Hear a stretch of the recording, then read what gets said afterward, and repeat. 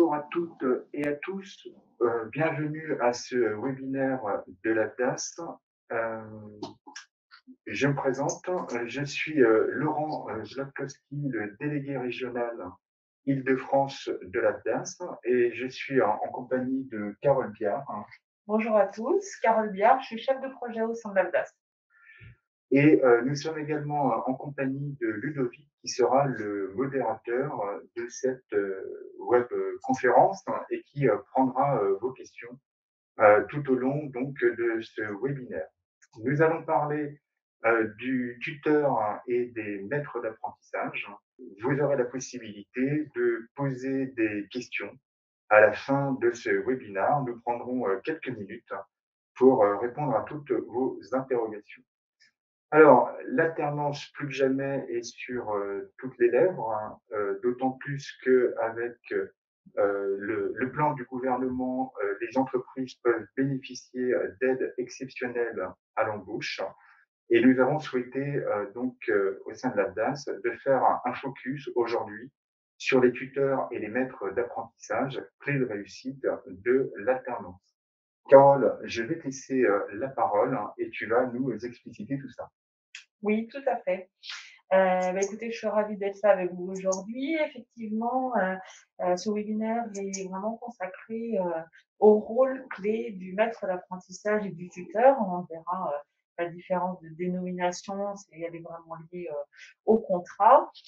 Donc, sa mission pierre angulaire de la réussite d'un parcours en alternance. Donc, on va aborder plusieurs points, rappeler un petit peu qu'est-ce que le tutorat dans son contexte général au sein d'une entreprise, et puis plus particulièrement dans le cadre de l'accueil d'un alternant, les missions du tuteur, du maître d'apprentissage, quels sont les prérequis pour être tuteur ou maître d'apprentissage, et puis les prises en charge financières de l'AFDAS pour accompagner les entreprises dans cette aventure. Le tutorat, c'est de rappeler un petit peu ce que c'est au niveau de l'entreprise, accueillir un salarié, voilà, c'est de l'accompagner, et c'est d'inscrire une relation du coup qui va être formative aussi bien entre le tuteur que le salarié recruté. Et avec 3 grandes missions principales: d'accueillir, l'intégrer, au moment de son arrivée, transférer et développer ses compétences tout au long de son parcours, et avec l'objectif final en fait qui va être de le professionnaliser. Et ces 3 grands items, vous allez les retrouver de la même manière quand vous allez accueillir un alternant, puisqu'en fait un alternant, ça reste un salarié de l'entreprise. Il a un contrat de travail particulier, mais ça reste un salarié de l'entreprise. Donc en fait, les démarches de l'accueil, de l'intégration vont être identiques.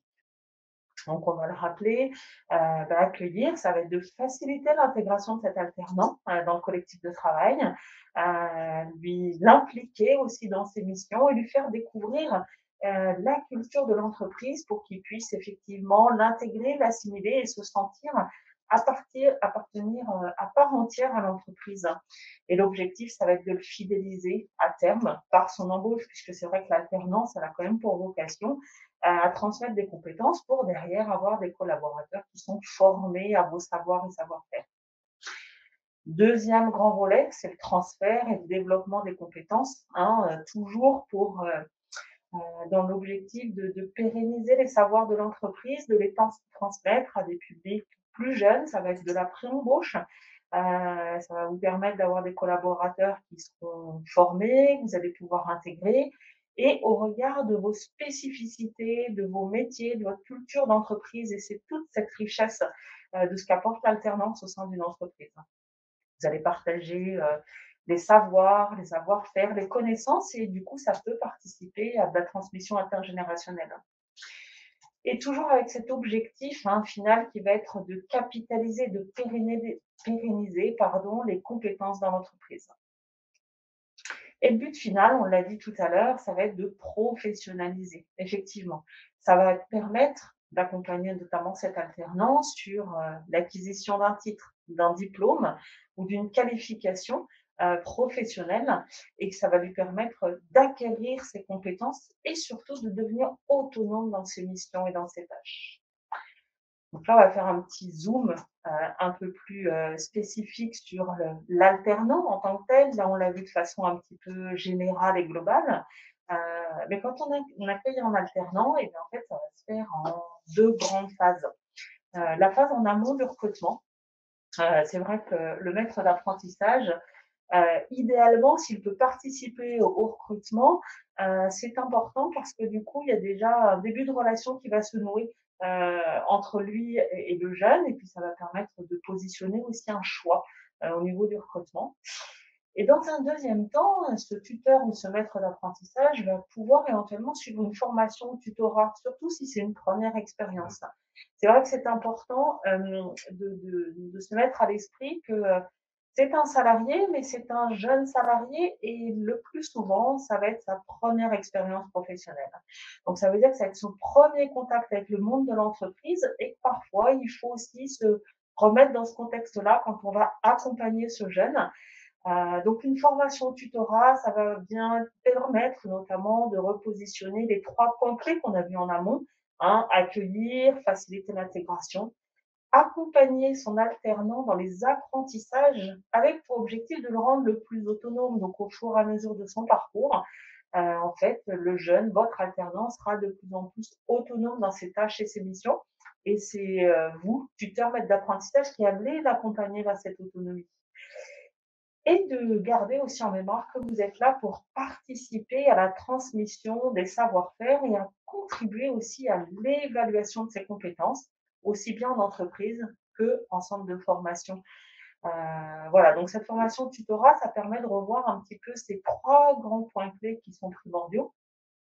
Et quand c'est une première expérience, voilà, pour le salarié qui a été missionné, hein, par son employeur pour devenir, tuteur ou maître d'apprentissage, c'est voilà, c'est une formation qui va permettre d'asseoir et de mettre en perspective l'accueil de cet alternant. La deuxième grande phase, qui va être la plus longue et la plus enrichissante, ça va être de l'intégration de son premier jour de l'arrivée, toute la période d'essai qui va être très importante, jusqu'à l'amener à l'examen et à l'acquisition, la réussite, hein, de ce parcours. Donc on l'a dit, s'assurer de l'intégration de l'alternance, ça va être lui permettre de découvrir l'entreprise, les services, les membres de son équipe, les missions des uns des autres et les missions qui vont lui être confiées pour qu'il se sente attendu, accueilli. Vous allez l'accompagner aussi pour se familiariser avec son environnement de travail, des méthodes de travail, et puis lui confier des tâches. Et ces tâches-là, elles vont être et elles devront être en relation avec la formation et le titre qu'il prépare. Ça, c'est vraiment important puisqu'il ne faut pas perdre de vue, il y a la réalité de vos exigences en entreprise, opérationnelle, de production, mais il faut quand même que les tâches que vous allez confier à votre alternant soient en lien avec le diplôme qu'il prépare, parce que ça va lui permettre de mettre en pratique les savoirs théoriques acquis en organisme de formation, et puis ça va lui permettre de faire les liens et de faire en permanence des allers-retours entre l'entreprise, l'organisme de formation, donc l'école au sens large. Donc ça, c'est important de pouvoir, au niveau du cadrage de l'activité, lui confier des tâches qui sont vraiment en relation avec le diplôme qu'il prépare. Et puis, il va falloir du temps pour l'encadrer dans son activité. On le dit jamais assez, en début de contrat, c'est assez chronophage. Pourquoi? On le disait tout à l'heure, c'est un jeune, pour beaucoup, ça va être leur première expérience du monde professionnel, donc ils ont à apprendre tous les codes, un rythme de travail, s'approprier le contexte de l'entreprise. Donc, en démarrage de contrat, ça va prendre un petit peu plus de temps et au fur et à mesure des mois, votre alternant va gagner en autonomie. Donc, ça va demander au maître d'apprentissage et au tuteur de prendre le temps de cadrer l'activité, de reposer les enjeux et de travailler sur la transmission des savoir-faire qui vont être essentiels, voilà, on le disait tout à l'heure, pour lui permettre de gagner en autonomie et du coup de devenir de plus en plus performant au fur et à mesure des mois qui s'écoulent. Et le maître d'apprentissage va être aussi garant de vérifier la motivation et l'implication du jeune dans sa formation. C'est très important que ça se passe bien en entreprise. Mais le maître d'apprentissage, il a aussi un rôle de veille et de se dire comment ça se passe en centre de formation. Est-ce qu'il y a de l'assiduité? Est-ce que le jeune fait bien les liens entre ce qu'il apprend à l'école et ce qu'il met en pratique en entreprise? Est-ce qu'il est aussi impliqué à l'école qu'en entreprise? Parfois, il peut y avoir des situations où le jeune va être très performant en entreprise et puis il s'est tellement mis dans la peau d'un salarié qui va se dire: «Oh, l'école, c'est pas important». Donc en fait, vous êtes un gardien du temple de cette relation, de ce bon équilibre entre le travail et les temps de formation en apprentissage. Donc, et c'est ce qui enchaîne sur la mission d'après, c'est que vous êtes le garant de cette liaison entre l'entreprise et le CFA, et vous allez jouer le rôle d'interface, justement pour son suivi de parcours, ses résultats aux examens blancs, et vous allez être le lien aussi en cas de difficulté, de faire vous le lien en interne dans l'entreprise auprès des services de ressources humaines, éventuellement en cas d'absentéisme à l'école, de difficultés un peu pointées, s'il y a besoin de faire des points, vous allez être vraiment le référent de votre alternant et à vous de mettre en action ou en lien à l'intérieur de l'entreprise si c'est nécessaire. Et dernière étape du parcours, là on arrive, j'ai envie de dire à la fin de son parcours, c'est que vous allez aller jusqu'à l'évaluation de votre apprenti. Des évaluations en entreprise sur l'acquisition de ses compétences, donc ça va se faire au fil de l'eau, mais l'objectif, il est quand même de lui permettre d'acquérir son titre et son diplôme. Et donc, c'est d'avoir fait des points d'étape et puis au final de se dire, ben voilà, on a tout a été mis en place pour que, et par le jeune parce qu'il s'est impliqué, et par vous en tant que maître d'apprentissage tuteur, vous lui avez permis de faire les apprentissages dans des bonnes conditions. Alors ça peut prendre plusieurs formes, il y a en entreprise, mais vous pouvez aussi participer à être jury d'examen, sur des examens blancs auprès de l'école, ou être jury lors de l'épreuve professionnelle et vous porter volontaire. Donc ça, c'est aussi une manière de contribuer à la réussite de l'apprentissage et de l'alternance au sens large. Ça, c'est votre rôle, votre mission en tant que maître d'apprentissage tuteur. Et puis votre employeur, voilà, qui vous a missionné pour ce gage, lui, il doit mettre en place du temps nécessaire pour accompagner cet alternant. C'est important puisque c'est quelque chose qui vient en plus du travail à faire. Donc, il faut aussi qu'il y ait du temps dégagé pour ces temps d'échange, de construction de la relation avec votre alternant. Et puis, il doit veiller à ce que vous puissiez bénéficier de formations. On en a parlé un petit peu en amont, une formation tutorat pour ceux pour qui c'est une première expérience ou une seconde, troisième expérience, mais où vous n'avez jamais eu l'occasion forcément d'être formé et de reposer un petit peu ce cadre pour vous faciliter la vie, en fait, dans l'accueil de cet alternant.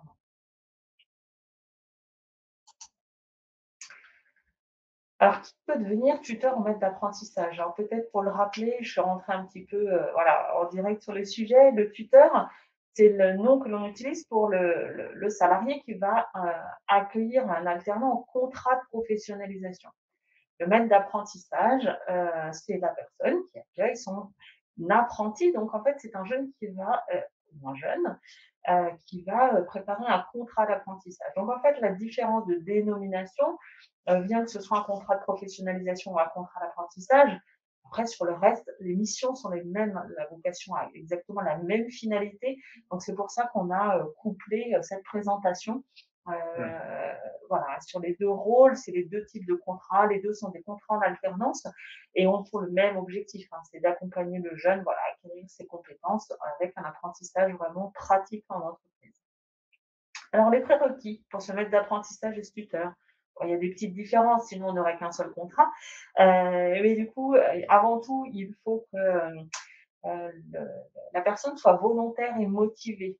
Vous l'avez vu, ça demande de l'implication dans l'accueil, l'accompagnement de son alternant.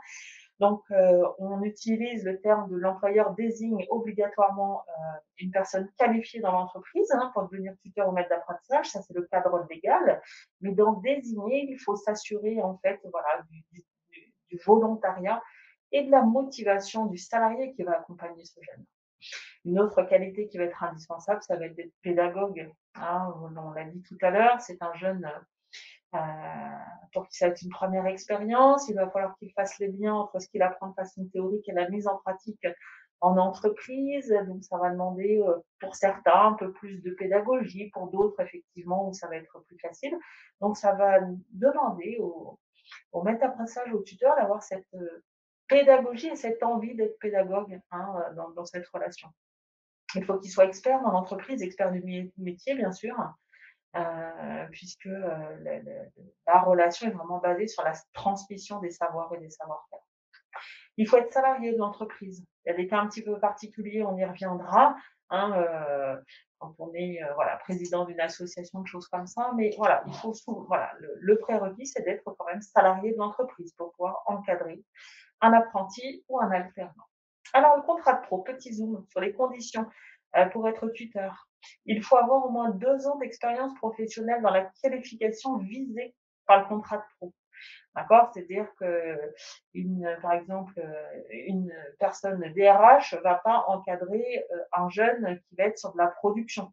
Donc, il faut vraiment qu'il y ait toujours un lien entre la qualification ou l'expérience professionnelle du tuteur par rapport à ce que va préparer le jeune. Et en contrat de professionnalisation, le tuteur pourra encadrer jusqu'à 3 alternants, 2 s'il est l'employeur. Hein, donc le nombre limite se fait par tuteur et non pas dans l'entreprise. On y reviendra. Donc vraiment, le calcul, c'est de se dire en contrat de pro, je suis tuteur, je peux avoir jusqu'à 3 alternants. Ça demande du travail en termes de suivi. Et voilà, c'est le maximum que vous pouvez avoir. En contrat d'apprentissage, au niveau des prérequis, on est sur des choses un petit peu plus fines. Il faut un minimum de 2 ans d'ancienneté dans le métier visé par le titre ou par le diplôme, ou bien avoir un diplôme ou un titre au moins équivalent à celui préparé par le jeune, hein, donc dans la même finalité. C'est pas se dire j'ai un bac plus 2, il prépare un bac plus 2, hop, on y va. Il faut vraiment que du coup votre titre ou votre diplôme soit en lien avec celui préparé par le jeune, plus une année d'expérience dans l'activité professionnelle et toujours en rapport avec la qualification visée. Donc, si vous remplissez ces prérequis, vous pouvez être maître d'apprentissage.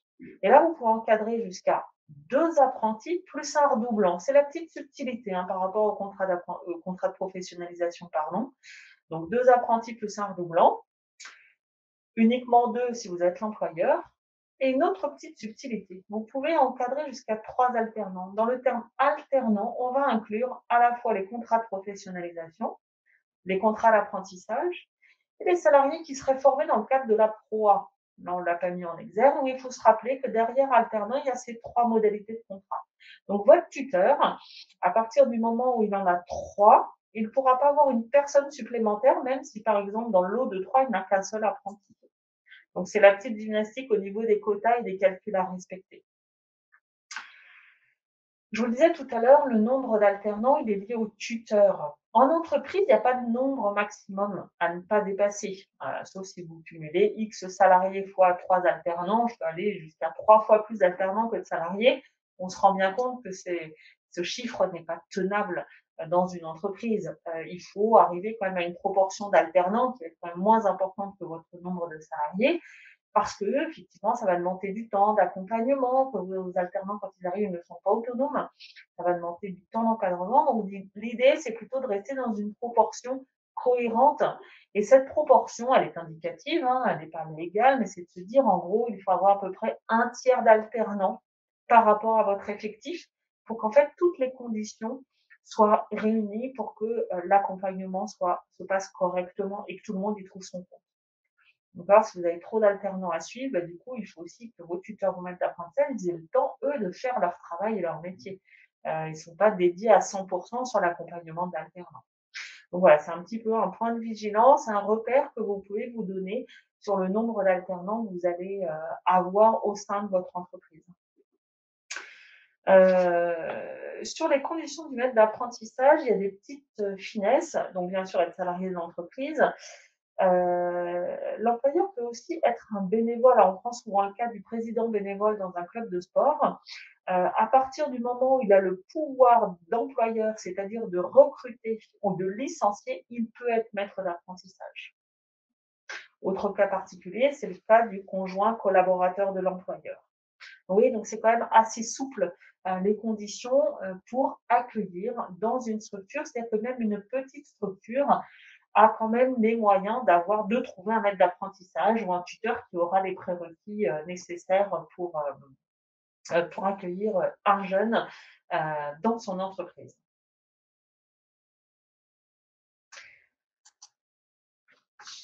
L'aide de l'AFDAS. Comment accompagner les entreprises de notre périmètre sur ces missions-là, qui sont quand même des missions voilà, importantes, et comment on peut les accompagner. Il y a 2 volets d'accompagnement. On en a parlé un petit peu au démarrage. La formation du maître d'apprentissage en amont de l'arrivée de son alternant, de son apprenti. Ça va être une formation qui souvent est en moyenne autour de 2 jours, hein, mais elle peut être comprise entre 7 et 40 heures. Et l'AFDAS va accompagner sur un coût horaire, donc 15 € par heure de formation, sur la durée de cette formation pour la prise en charge de ce coût, de ce surcoût pour l'entreprise. Une petite vigilance, au-delà de 15 € de l'heure, euh, la formation devrait être financée sur les fonds propres de l'entreprise en apprentissage. Si on passe sur le tuteur, cette aide financière à la formation, elle existe également. Il y a toujours ce plafond horaire de 15 € par heure de formation, une durée maximale de 40 heures. Par contre, elle va être obligatoire pour la formation de tuteur si vous voulez bénéficier de l'aide à la fonction tutorale, qui va être le deuxième volet de l'aide financière de l'accompagnement de l'AFDAS. L'aide à la fonction de maître d'apprentissage ou à la fonction tutorale, c'est un forfait. Et ce forfait, c'est de se dire, voilà, ça demande effectivement de l'investissement pour l'entreprise de consacrer du temps à cet accueil, parce qu'il va falloir dégager du temps au maître d'apprentissage et au tuteur. Donc, ça va couvrir en partie la rémunération, les cotisations, les contributions sociales, éventuellement des frais de déplacement et d'hébergement dans le cadre de sa mission de tuteur ou de maître d'apprentissage. Et donc, c'est un forfait mensuel à hauteur de 230 € par mois et sur une durée maximale de 6 mois. Donc les 6 premiers mois, parce que souvent c'est les mois les plus denses en termes d'accompagnement, c'est pour ça qu'il y a ce petit coup de pouce financier pour les entreprises pour voilà, les accompagner dans cette mission. Alors l'accompagnement, il va se faire pour les entreprises de moins de 50 salariés hein, dans le cadre du maître d'apprentissage. Et quand on est sur l'employeur non salarié, on reprend le cas du président bénévole, là, il va falloir que la structure soit une structure de moins de 11 salariés pour qu'il puisse bénéficier de la prise en charge de l'aide. Pardon. L'aide à fonction tutorale, vous la retrouvez également pour la mission de tuteur. Hein, la fonction tutorale, le forfait est exactement le même, 230 € sur une période de 6 mois. Mais il peut y avoir une petite majoration dans le cadre d'un tuteur, un senior, hein, à partir de 45 ans, ou qui va accompagner un public spécifique, comme un apprenti en situation de handicap. Donc là, il y a une petite majoration, un petit bonus dans le cadre du contrat de professionnalisation. Cette aide, il faut savoir qu'elle n'arrivera pas automatiquement dans le sens où il va falloir que vous, en employeur, au bout du 7e mois, vous avez écoulé les 6 mois et au bout du 7e mois, vous enverrez une facture à l'AFDAS avec l'attestation d'assiduité qui va vous permettre d'obtenir voilà, ce forfait d'aide à la fonction du maître d'apprentissage, à la fonction tutorale. Eh bien, merci Carole, c'était Avec plaisir. très clair. On va passer dans un instant à l'ensemble des questions que nous avons reçues, enfin en tout cas on va en sélectionner. Sachez avant cela que si vous vous connectez sur notre site internet afdas.com, vous avez accès à une collection Afdas sur notamment l'apprentissage. C'est ce que l'on appelle les essentiels et vous retrouverez toutes les informations sur le contrat d'apprentissage, le contrat de professionnalisation. Donc, n'hésitez pas à vous connecter. Sachez également que l'AFDAS est présent sur tout le territoire français, en métropole, mais également à La Réunion, en Guyane, en Guadeloupe et en Martinique. Et vous aurez donc dans ces délégations, ces bureaux ou des antennes, des conseillers emploi-formation qui sont à votre entière disposition pour répondre à toutes vos questions concernant donc l'alternance, la formation, l'emploi, votre politique de ressources humaines. D'ici la fin de l'année, l'AFDA sera donc présent partout avec 25 implantations. Comme je vous le disais, connectez-vous à afdas.com pour avoir plus d'informations et notamment pour retrouver les coordonnées de votre conseiller emploi-formation dans les pages contact. Voilà, on va passer maintenant aux questions que Ludovic a sélectionnées pendant que Carole, tu intervenais. Hop, Carole, à toi de jouer. Alors la première question, je vais prendre celle-ci, est-ce que le contrat d'alternance suffit ou est-ce qu'il faut aussi à côté faire un contrat de travail? Alors quand vous remplissez le CERFA, que ce soit un contrat d'apprentissage, un contrat de professionnalisation, ça vaut contrat de travail. Vous n'êtes pas obligé de contractualiser en parallèle un contrat de travail. Ce qu'il faut savoir, c'est qu'à partir du moment où votre CERFA est enregistré, validé, ça vaut contrat de travail, c'est les règles légales qui s'appliquent toutes les règles aussi qui s'appliquent dans l'entreprise. Si vous avez une convention collective, si vous avez un accord d'entreprise, en fait, votre apprenti, votre alternant en bénéficiera au même titre que tous vos salariés. Si c'est des RTT, des tickets restaurants, une mutuelle, il y aura le droit de la même manière. Mais le CERFA suffit. Alors, où pouvons-nous suivre les formations de tutorat? Mais oui, où? Alors, l'AFDAS a mis en ligne sur son site des organismes Référencé. référencés. Donc, voilà, vous pouvez les retrouver sur notre site assez facilement. Et voilà, donc, moi, je vous invite à consulter sur notre site. Je ne sais plus tout à fait dans quelle rubrique on peut les trouver. Mais dans la rubrique alternance, vous verrez sur le site. Et donc, vous pouvez choisir après l'organisme qui vous convient. Et proche de chez vous. Et proche de chez vous, bien sûr. Autre question? Tu veux prendre Alors, laquelle, hein? bah, tuteur bénévole, c'est des choses qui peuvent revenir de façon assez récurrente dans le sport. Donc, si nous sommes tuteurs bénévoles dans une association sportive, pouvons-nous bénéficier d'une formation tuteur prise en charge par l'ABDAS? Il n'y a pas de salarié dans l'association. Alors, encore une fois, ce qu'on disait tout à l'heure, le tuteur ou le maître d'apprentissage bénévole ne pourra l'être que s'il a un pouvoir d'embauche. Donc, s'il a un pouvoir de recrutement, de licenciement, donc ça ne peut pas être n'importe quel bénévole dans l'association. Donc ça, c'est le petit point de vigilance. Et à ce moment-là, si la structure fait moins de 11 salariés, effectivement, il y aura une prise en charge de la formation du tuteur dans les mêmes conditions que les autres situations. Par contre, le seuil, c'est plus 50 salariés, c'est moins de 11. Alors, quel rôle jouer si l'étudiant est exclu de cours et cela met-il sa formation en cause? Alors, on le disait tout à l'heure, la mission du maître d'apprentissage et du tuteur, ça va être de faire le lien entre l'entreprise et l'école. Et effectivement, c'est de s'assurer à chaque retour de votre alternant en entreprise, si son alternance, sa période à l'école s'est bien passée. En général, quand il y a eu de l'absentéisme, l'école vous a prévenu, il y a un SMS, un mail, vous êtes vraiment du coup son contact privilégié, et ben, c'est de faire un recadrage. Souvent, c'est le début dans la mise en alternance. Un jeune n'a pas encore bien, comment dire, pris conscience que son temps à l'école était aussi du temps salarié. Et ça, même si l'école fait un gros travail là-dessus, vous, en tant qu'employeur, c'est de rappeler que quand il est à l'école, il est payé par l'entreprise. Pas parce que c'est un pourcentage de SMIC. Et donc, il doit aller à l'école au même titre qu'il doit se présenter sur son lieu de travail. Donc l'absentéisme n'est pas un frein à la bonne réalisation. Le recadrage est important. Vous pouvez être amené à faire un retrait sur salaire si son absence n'était pas justifiée. Une absence justifiée, c'est un arrêt de travail puisqu'il est salarié. Hein. Le mot je me suis pas levé, j'avais mal à la tête, ça ne fonctionne plus. Ça aussi, voilà, il faut que les jeunes se le mettent en tête. Donc c'est important de faire de la pédagogie en démarrage de contrat sur les premières absences pour qu'ils prennent bien conscience de cette particularité et que le temps à l'école, c'est du temps qui est aussi important qu'en entreprise. Ça ne nuira pas à la réalisation, sauf si l'absentéisme est trop important. À un moment donné, il va plus être en phase, il va être en phase de décrochage. Donc, ça, voilà, ça va être la proportion d'absentéisme. Voilà, c'est à vous de jauger. Donc, de bien se mettre toujours en lien avec l'école et de recadrer autant que nécessaire votre alternance si besoin.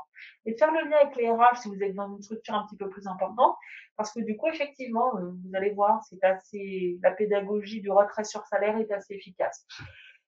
Quand on peut le faire par médiation, un premier rappel et un deuxième rappel, après, voilà, c'est de se dire, bah, ok, on t'avait prévenu, maintenant tu as bien compris la mécanique, c'est une absence qui n'est pas justifiée, bon, on va te retirer une journée de salaire. En général, ça marche assez bien.